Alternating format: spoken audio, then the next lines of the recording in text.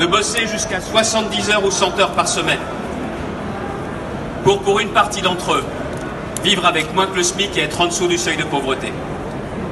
Qui accepterait de bosser 70 heures à 100 heures par semaine et d'avoir des retraites de misère? Et à ceux qui ne connaissent pas, ce n'est pas les terres qui permettent de compléter la retraite, ça existait à une époque, c'est plus le cas aujourd'hui. Qui accepterait de bosser 70 heures à 100 heures par semaine et de se faire insulter, se faire cracher dessus et de voir ses exploitations vandalisées par des délinquants? Qui accepterait ça?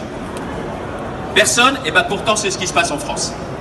Et nous les politiques, je le dis très clairement, non mais nous les politiques, on vient 9 jours dans l'année vous dire qu'on vous aime, et même quand on engage des politiques qui sont peut-être, allez, plus puissantes, plus impactantes que d'autres, on pense qu'on a fait notre devoir. Ça ne peut plus marcher comme ça.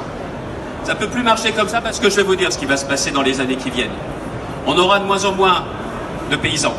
Certains vont dire, ouais mais c'est pas grave, il y aura des exploitations plus grandes, ils vivront mieux.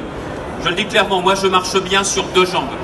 Le modèle agricole français, c'est vrai, c'est des exploitations qui grandissent, mais si on n'est pas capable de maintenir un système d'entrepreneurs familial, agricole, je suis désolé, ça ne sera plus le modèle agricole français. Ça ne sera plus le même.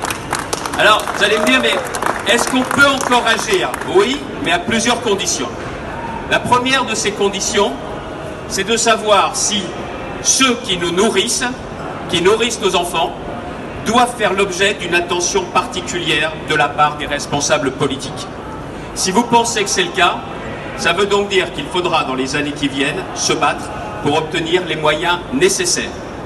Le deuxième sujet, c'est qu'on règle aussi une fois pour toutes le problème du qui fait quoi entre l'Europe, entre l'État et les collectivités locales. Je serais tenté de parler de la région, mais il y a aussi les départements.